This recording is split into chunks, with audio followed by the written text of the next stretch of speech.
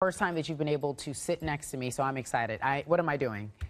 You're visually emoting? I'm visually emoting, yes. I can feel that, yes. Let's continue from the Gordon Hayward conversation. The Cavs haven't made any significant moves during free agency, and the Celtics have Gordon Hayward, and we're giving it a lot of attention as if this could be possibly something to look for in the East. Right. Your take on what the Cavs are doing in free agency? Well, the Cavs' #1 target was Paul George, and they had a deal with Denver and with Indiana that fell apart at the last minute. But when I spoke to a source within the Cavs when that happened, their feedback was, you know what? Well, guess what? We're still the class of the East. That's the way they tried to rationalize it to deal with the disappointment. Now, what do they say when this Gordon Hayward deal happens? You know, they can't just have that standing anymore just to say that, oh, hey, we're still the 3-time defending Eastern Conference champions.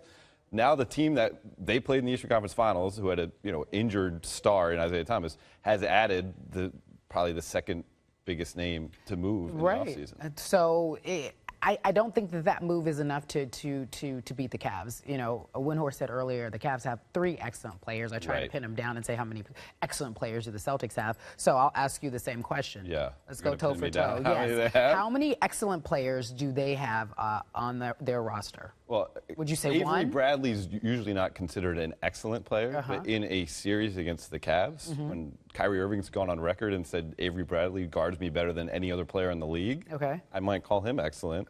Isaiah Thomas without a messed up hip like he had in the playoffs, you could call him excellent. And Gordon Hayward, we'll give him excellent as well. So, all right, so there's 3. It's 3 on 3 right now. There's 3 on 3, right? And then speaking of 3 on 3, you know where I'm transitioning to. The big 3? The big 3. Oh, yeah. Did you see Chauncey Billups the other night? I actually didn't see the game. Okay. Well. No. How'd he do? He did okay. Yeah. Okay. Meanwhile, he takes his name out of the running for the GM position. That's why we're here. That's what we want to talk about. So where does that stand in terms of who's going to be in their front office? Chauncey no longer wants to be in consideration, doesn't want the job, essentially. Do you know why? No, other than the reason he gave Mark Spears, which he said, was really a family decision. He has a daughter who's going to become a senior in high school this year. You'd have to think that the money was a factor, and the power was a factor. That's why David Griffin isn't the GM of the team right now, and it's probably the reason why Chauncey's not there. I spoke to a prominent agent who's been dealing with the Cavs throughout the free agency process. And basically, he's talking to 2 people right now, Kobe Altman, the assistant GM, and the owner, Dan Gilbert. The question is, will Dan Gilbert want to continue to have that Jerry Jones type of role as the season goes on, or does he absolutely need to find somebody else in place? Give me the stats on Kobe Altman. Yeah, 34-year-old guy, very sharp, coached at Columbia, came up through the Phoenix Suns organization, a protege of David Griffin. But the Cavs roster, about half of it are older than Kobe is. I see. So say it's a situation like last year where LeBron pulls a couple of reporters aside, me included probably, like he did in New Orleans last year, and said, we're a top-heavy roster, and are we really committed to winning? And David Griffin had to have a meeting with LeBron one-on-one after that happened and kind of get him back on the same page. Which was? Which was, let's walk the line because you're kind of throwing your teammates under the bus here. Can Kobe Altman have the gravitas in that moment as a rookie GM potentially to do that? I don't know. And that's not saying taking anything away from Kobe. No, that's difficult. He's done a great job shepherding the franchise, in the interim basis. But that's a big thing to ask of a guy in his first year on the job. Yeah, especially when you had LeBron on your team, right? 2 questions. You think LeBron leaves after next year? I think there's a distinct possibility. And distinct as in percentage? I'm not going to give you a percentage because 100. I'd have to see how the season plays out. And I think that's where his head's at, too. As long as they stay competitive and winning, it's going to be hard to walk away from that situation. But if something goes wrong, if they have a major injury or something like that would derail them, or if the Boston Celtics, who I think you're throwing a little bit of shade at, if they actually I think they're competitive. Competitive. I'm just like 3. I want to know if this can they get. We'll get back to that. Hold on. Okay, you go. Sure. No, but or if the Celtics were to overcome the Cavs, I think that would give him a reason to look elsewhere to find a better winning situation. Okay, they tell me I got to thank you. Okay. Does Melo come? Oh, well, okay, so he has a trade kicker that would be an extra $8 million. So you're talking about $34 million. Unless he gets bought out, I don't know if the trade would make any sense. Yeah, it doesn't make any sense. On paper, anyway. Right. I'm not throwing any shade at the Celtics. Everyone knows I'm down with Excellent Lakers. players. I know. Simple question. Okay. I'm curious. Okay.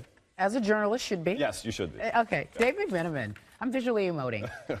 Thank you for joining us here Thanks, in LA. Gary. I appreciate it. Appreciate it. David, I'll send it back to you. Okay, Carrie, I'll make the sharp turn to Will Ferrell, who knows a lot of things. Actor, comedian, American treasure. One thing you may not know is that he's also part owner of the Los Angeles Football Club, the new MLS franchise that's going to debut next season. Here he is in the Heineken boot room with Bernardo Osuna. Welcome to the coast. Carrie Champion on the west, David Lloyd on the east. I hope you had a great holiday at the lake with your family. Good time? I did. Did you find potato salad? I know you were in search of that. Oh, yeah. You know, I raided a couple of homes. I had a good holiday. I knocked on doors. I randomly just showed up, and they fed me, so I can't complain. Nice. And then there was breaking news in the process. Yeah, so we spent all day, Carrie, yesterday. When's Gordon Hayward going to happen?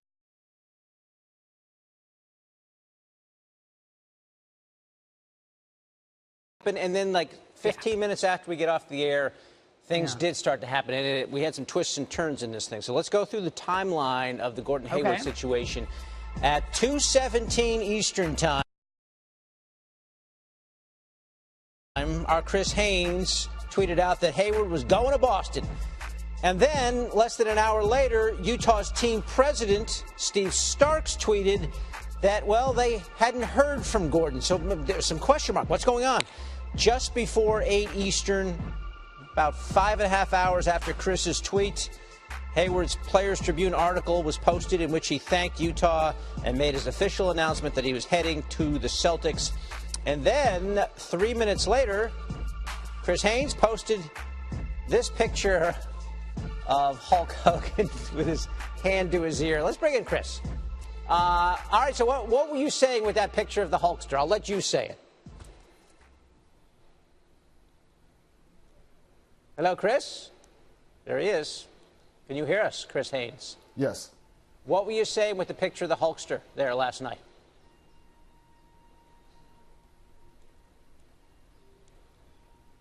I don't think Chris is hearing us very well. Hi. So we'll find out what Chris's adventure was like yesterday again. He basically tweeted the news at 2:17 Eastern, just before 8 o'clock Eastern time. Gordon Hayward did make it official that he was going to the Celtics. And live television. That's live television, David. That's what happens with live television. It's great to see you again because it's been a while. I thought he had a delay. But he's just talking to you, and then our producer's having a panic attack in my ear. I know what to do next, guys. Slow down. Let's welcome in someone who looks at free agency with love in his eyes. Perhaps he's got all his technical things working. Brian Windhorst, are you there? Hi, Brian. How are you? I am, Carrie. Wonderful. Let's talk free agency. Gordon Hayward. So listen. Last week on the show, I remember you saying this, which I thought was interesting. You said that he's the big domino, but that was before you knew what would happen with Paul George and other players. But explain to me why free agency really hinged on this move for one Gordon Hayward. What does it mean for the East now? Yeah, I think what you're going to see, Carrie, is some moves that are coming after this. Number one, the Celtics do not have enough salary cap space to sign Gordon Hayward, so they're going to have to make a move. One possibility, as hard as this is to fathom, but this happens in the NBA, is that they actually do a trade with the Utah Jazz for Gordon Hayward, do a sign and trade where they send out some salary, a player to Utah to help replace Gordon Hayward. They have extra forwards now. The other thing I think we're going to see is the Miami Heat, who for the second straight summer have missed out on the major free agent. They tried to get Kevin Durant last year. This year they miss on Gordon Hayward, and they will have to look to fill out their roster. Dion Waiters being the big name that is going to go there. And the other guy we were watching was George Hill. But unlike Chris Haynes, George Hill got tired of waiting for the Jazz, and he moved on and signed with the Kings yesterday. Unlike Chris Haynes? What does that mean? Well, Chris Haynes didn't wait for the, he blew up the plan. So, like George Hill, he wasn't waiting around anymore. I don't blame him. Good for him. All right, moving on. Talk to me about what this means for Utah. What did Gordon Hayward leave behind? Money, rapport, relationships, investments. What did he leave behind? Well, Kerry, this has been a slow and low build for the Jazz. 7 years for Gordon Hayward after being the 9th pick in the draft, and they finally got their team to being a serious contender last year, getting a 50-win team after building around him with Rudy Gobert and Derek Favors and Rodney Hood and George Hill and Joe Johnson. They really built this team very slowly to try to make it sustainable. But they made a terrible mistake along the way, and that was 3 years ago. They didn't lock up Gordon Hayward to a 5-year contract. They let him go out there and get an offer sheet, and really at the end of the day, that came back to bite him. And now, I got to tell you, Kerry, with where the West is, I could see the Jazz finishing 4th in their own division next year, because when you look at what the Thunder have done, and you look at the Nuggets, and you look at the Wolves, I mean, all those teams have acquired all-stars this offseason. The Jazz lost an all-star and George Hill. Could be a rough year for the Jazz. Yeah, you say they didn't lock Gordon Hayward up. He's in a bigger market now, and help me with this, because I feel like there's a lot of expectations on him and what he's going to do now that he's linked up with his old coach. Can he live up to those expectations?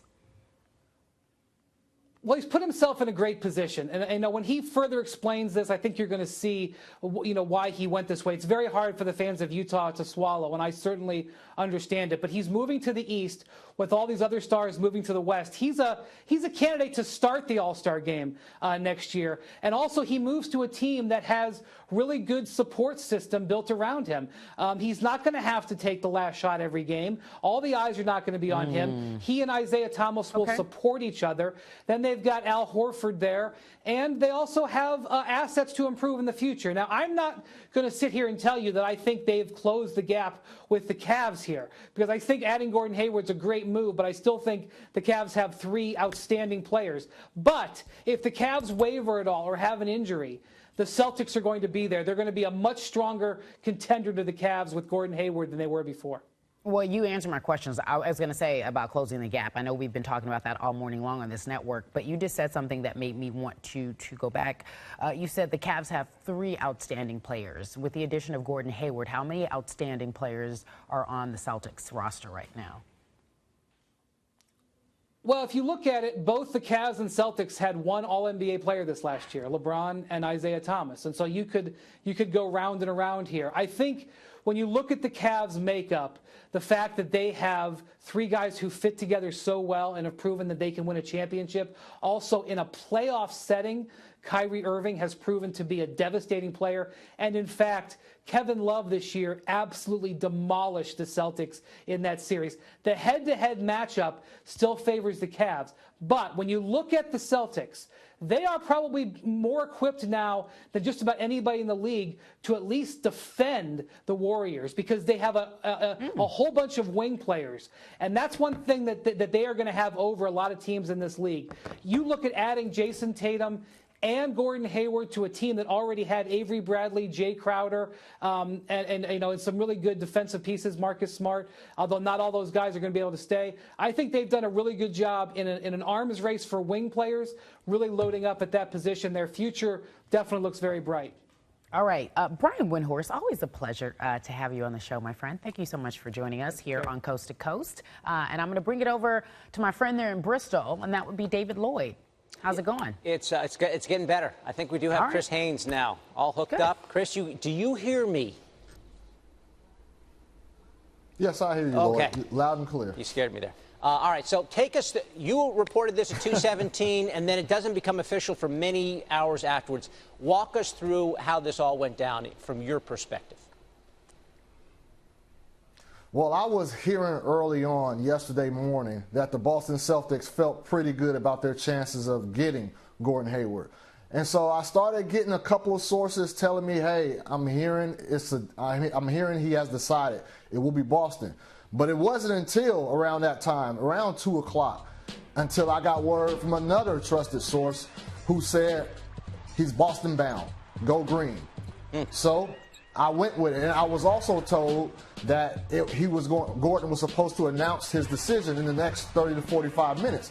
Another reason as to why I went. So obviously, with his agent coming out refuting that, saying that no decision was made, all you gotta do is go check out my Twitter mentions at Chris B. Haynes. Go check out my Twitter mentions, and you can just see the onslaught that was coming my way towards that. And I was in Bristol for 5 days, and I happened to break that news while I was about to get on the plane. And so I'm on the plane not knowing what's going on, what's released. So I get to my layover in Chicago, and so I'm still making some calls. Hey, everything's still good? I'm like, yeah, you're good. Everybody's assuring me I'm good. So I stuck to my guns. I didn't want to tweet anymore. I felt like I'm going to leave it at, I trusted my reporting. I'm going to let my tweet stand. And then while I was in Chicago, about to get on my next flight to get back to the Bay Area, that's when I see the Player Tribune finally dropped the Gordon Hayward essay. So it was a wild scene. I've never been in a situation like that before. We had an agent come out publicly and just tell multiple reporters this is not the case. But I stuck by my guns, and I felt like it was the right thing to do. I'm a reporter. This is a sports entertainment business. I'm paid to report. I don't work for the team and the players. So I felt good about what happened. And you were ultimately vindicated because it proved to be right. What do you think happened here? Was it they wanted to break the news themselves, or what do you think was going on? Yeah, look. When I got the news out, I think it caught his camp by surprise. Look, they're dealing with the Miami Heat, Utah Jazz, Boston Celtics. Those are all first-class organizations, and for those organizations to find out first, to hear it first from the media and not them, it's kind of like a slap in the face. So everybody is trying to protect their brand, and also they're dealing with this essay that they got to put in for the Tribune. So now it's like for Boston fans, I've been looking at my Twitter. For Boston fans, they felt like they were dealt a blow twice when I reported it, and then the agent coming out refuting it, giving them hope. You mean for Jazz fans? You mean for Jazz fans, back right? to square one again. You're talking about Jazz fans. Jazz fans, correct. Sorry, yeah. for Jazz fans. Okay. Jazz fans, exactly. My apologies. Yes, Jazz fans. So it was a crazy scene. It really didn't have to go down like that. I understand they wanted to get this essay out and do it that way, but if they would have came clean initially after the report got out, I think Jazz fans would have been able to take this situation a little bit better, because I don't think anybody can really fault him for going to Boston. The Jazz fans might beg to disagree with that. They were not happy with the news, but that's how it always is. When somebody leaves, it's a tough blow for that team's fans. Chris Haynes, who had a wild and woolly 4th of July, joining us today on Coast to Coast. Thank you, Chris. Carrie, let's bring you back in on that. What did you make of all that? That's crazy. I have a lot to say, David, but I'll keep it to myself and share it with you via text. Meanwhile, let's talk about this Explain Yourself we got.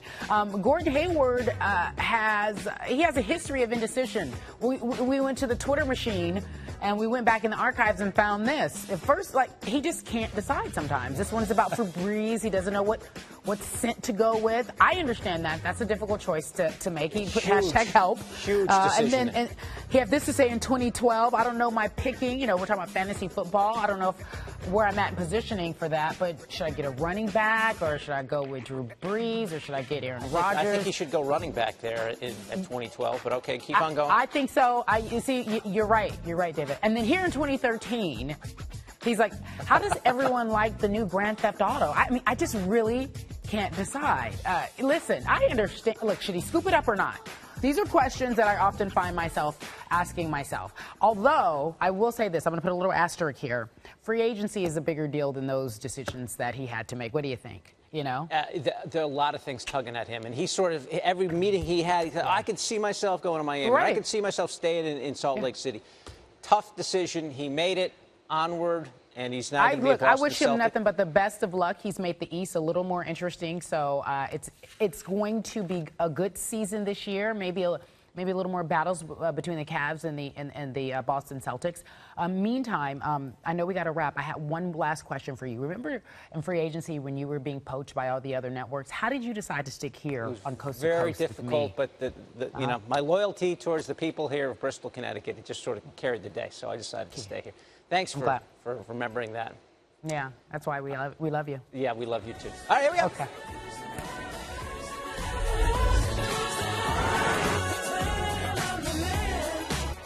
Coming up, Le'Veon Bell and Kirk Cousins both in search of long-term deals. Our NFL experts talk how close they are and if they're worth it.